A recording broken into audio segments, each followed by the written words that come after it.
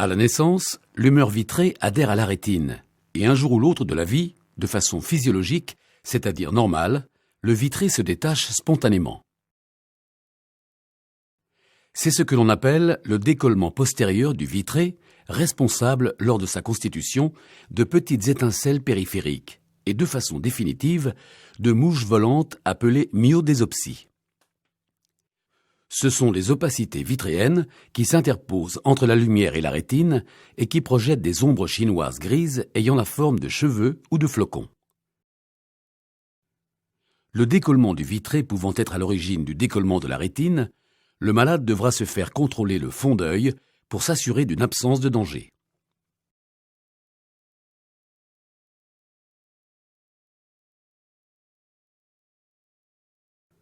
S'il existe une ou des adhérences entre le vitré et la rétine, lorsque le décollement du vitré se produira, il pourra engendrer des tractions. Et si la rétine en regard est fragile, une ou des déchirures rétiniennes. Les liquides intraoculaires pourront alors passer par les déchirures et décoller la rétine. Dans la plupart des cas, rien ne peut permettre de suspecter l'apparition du décollement avant qu'il ne se produise.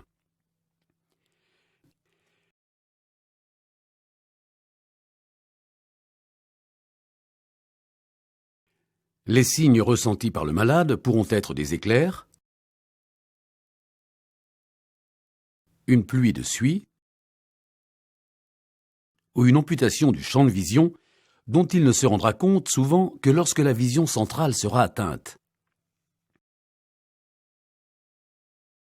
En l'absence de traitement chirurgical rapide, de préférence dans les 8 ou 15 jours, l'évolution se fera vers une rétraction rétinienne liée au passage à travers la rétine de cellules pigmentaires venant former des membranes sur la surface rétinienne.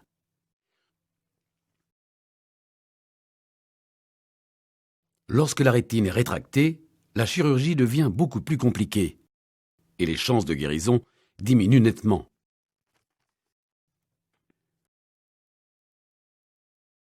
Le premier grand principe du traitement chirurgical est d'empêcher les liquides de passer en bouchant le trou ou la déchirure. Le pompage effectué par l'épithélium pigmentaire permettra alors de réappliquer la rétine.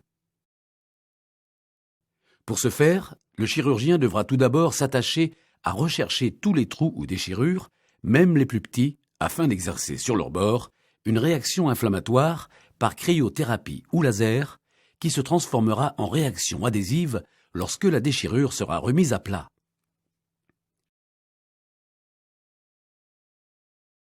Pour appliquer les déchirures et permettre cette cicatrisation, le chirurgien a plusieurs moyens à sa disposition. Il peut déformer la coque sclérale pour l'appliquer contre les déchirures en réalisant ce que l'on appelle une indentation, grâce à un implant qu'il va suturer à la sclère.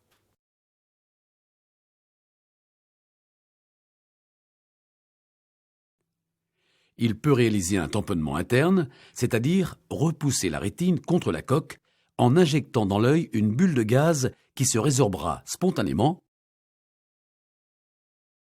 ou dans les cas plus compliqués, une bulle de silicone qu'il faudra enlever dans un deuxième temps.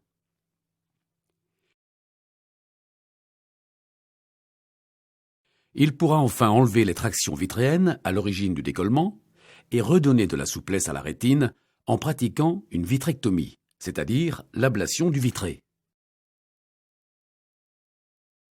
Toutes ces actions peuvent être associées entre elles, ainsi qu'à d'autres gestes complémentaires, comme la dissection de membranes ou l'évacuation du liquide sous la rétine.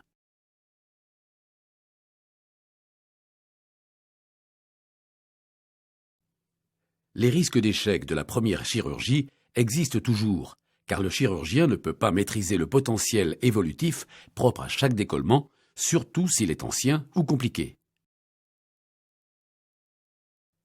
Il faut alors recommencer, car tant que la guérison n'est pas obtenue, l'évolution aboutit inexorablement à la perte définitive de la vision.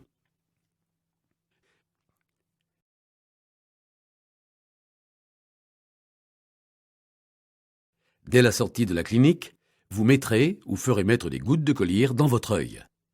Le nom du collyre, la fréquence d'instillation et la durée du traitement seront stipulés sur votre ordonnance de départ. Certains traitements contre la douleur ou l'inflammation peuvent être ordonnés. Si une bulle de gaz a été placée dans votre œil, votre chirurgien peut vous demander de respecter un certain positionnement de la tête. Le but de cette position est de permettre à la bulle d'appuyer sur le bon endroit de votre rétine. Cette bulle disparaîtra toute seule en plusieurs jours. Pendant sa résorption, vous verrez une grosse boule noire dans le champ visuel inférieur, comme si vous étiez dans un aquarium. Pendant toute la durée où la bulle sera présente dans votre œil, tout voyage en avion sera interdit. Pour permettre une bonne cicatrisation de votre rétine, il vous est recommandé pendant les 8 premiers jours d'éviter tout ce qui pourrait entraîner des secousses oculaires. Évitez de lire et de regarder par la fenêtre en voiture ou en train. Évitez les efforts violents et le sport. Par contre, la télévision, si la position prescrite le permet, n'est pas contre-indiquée. Mais vous devrez respecter quelques précautions pendant une quinzaine de jours. N'irritez pas votre œil. Faites attention au shampoing et au savon et n'allez pas à la piscine. Évitez toute source d'infection. Évitez de prendre froid et de côtoyer des personnes infectées. Une infection oculaire est quelque chose de grave qui nécessite un traitement d'extrême urgence. Si votre œil devient subitement rouge ou douloureux, téléphonez en urgence à votre chirurgien. Votre vision va s'améliorer progressivement. Il peut vous être difficile d'apprécier cette récupération si une bulle de gaz est présente. Il ne doit pas par contre y avoir d'obscurcissement brutal de votre champ visuel. Si cela survenait, téléphonez à votre chirurgien. Vous le reverrez pour qu'il puisse juger du résultat de l'opération. Sachez que le risque de récidive est toujours présent et qu'il peut être amené à vous proposer une réintervention. Si tout va bien, si la guérison est obtenue, vous pourrez reprendre une activité normale. Les douleurs, s'ils existent, s'estomperont progressivement. L'amélioration visuelle se poursuivra au cours des 3 à 6 mois suivants.